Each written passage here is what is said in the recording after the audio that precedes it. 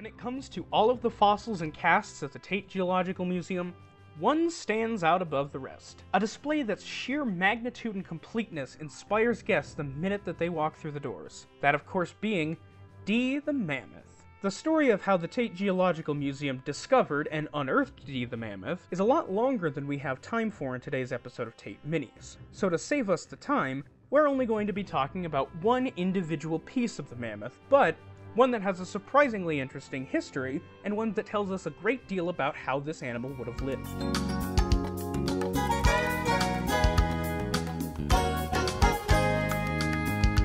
On today's episode of Tate Minis, allow us to introduce you to Mammothus columbi, or, as we call him around here, D the Columbian Mammoth. We're going to be focusing on D's skull in today's episode. D's skull was found at the dig site about 2 summers after the project had started. At this point, many of the bones had been unearthed from the area, and it was reasonably assumed that if these many bones were coming out of the site, that the skull and the tusks would likely be around the same area. This assumption, of course, was correct. The way the skull was found was actually by locating the tusk first. To see if there was any more material, the bulldozer driver, D. Zimmerscheid, of who the mammoth is named after, was told to drive over the surface. The crew would then look through binoculars to see if anything had been struck by the edge of the bulldozer. There was a small white flash at the very edge, and the bulldozer was told to stop. The tusk had been located. The interesting factor about the tusks is that they're not symmetrical. The right tusk was long, curved, and complete like what you would expect to see in a male mammoth. The left tusk, however, was actually broken about 1/3 of the way down the surface. We know that this didn't happen after D's death, because if it did, we would expect to see a jagged edge on the surface. We know this happened when D was alive because the edge is beveled and smoothed down. This would mean that D was likely rubbing the edges of the broken tusk along trees or rocks to wear down the surface, which we actually see in modern-day elephants. As the crew dug further, the skull itself was found, but there was a little bit of a problem. To discuss the quirk of this skull, here's Russell Hawley. One of the last of D's bones to be found was the skull. To get you oriented, this is the left eye socket. To give you a sense of scale, you could fit an eyeball the size of a grapefruit in there.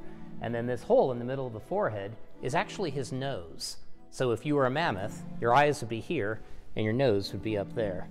In life, there would have been a trunk, of course, like an elephant's trunk, attached to that nasal opening and hanging down in between the tusks. The front part of D's skull was well preserved, but from this line back, the skull was missing. We found it face down, so we think it got partly buried, and then the rear portion must have weathered away before it had a chance to be preserved. It turns out that the folks at the Black Hills Institute in South Dakota had a mammoth skull with the exact opposite problem. The back was preserved, and the front was weathered away. So they made a cast of our front skull and a cast of their back skull and put the two together to make a composite reconstruction, and that's what's on the mount at the museum. Now, an interesting thing about D's skull is that there's a pair of holes in it, one right there and another one right there, that don't belong there. We believe that these holes were chewed by rodents, possibly mice. If you break open an elephant skull or a mammoth skull, the inside of it is divided up into a honeycomb structure by lots of intersecting slats of bone. If you're a mouse, that's a ready-made apartment complex. All you have to do is get in and you've got a home for yourself. So this might have been the work of mice looking for a new home inside of D's skull. Although the back of the skull was missing, the jaw actually was found, which showed us even more strange features about this mammoth. The joint that allowed D to close and open his jaws was covered in arthritic spurs, meaning that it would be extremely painful for him to open and close his mouth. The jaw discovery also found D's teeth. In mammoth jaws, there are about 6 sets of teeth. 2 of the pairs show up when they're small children. They're baby teeth. These baby teeth eventually get shed, and the adult teeth come through. These are the teeth that the mammoth would use for the majority of its life. Then, at the back of the jaw, 2 more teeth emerge. You can think of these as the mammoth's wisdom teeth.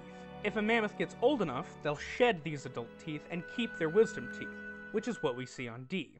These teeth are not only small because they're a second pair meant to complement the original teeth, but also they're very worn down. The main diet of mammoths is grass. Animals that eat grass tend to wear out their teeth completely by the end of their life. This is typically because grass is usually covered with fine grains of particulates such as sand, silica, dirt, things that break down the enamel. Also, grass contains what scientists refer to as bioglass. Because of how worn down D's teeth are, D is a very old mammoth, probably around 60 to 70 years old at the time of his death. And unfortunately, these teeth are what led to it. When the animal's teeth have worn down to such a small size, there is not enough surface area of which to eat. Combining this, along with the arthritis in D's jaw, not only would it have been extremely painful for him to eat ordinary meals, but also he likely wouldn't have been able to process enough food to keep him going. If you're a mammoth, old age and starvation are practically the same thing. D may have experienced a tragic and painful end to his life, but he lived a very long and full life, and he also left behind a very complete skeleton that can be used to educate people to this day. We hope you've enjoyed this mini look at the skull of D, the Mammothus columbi.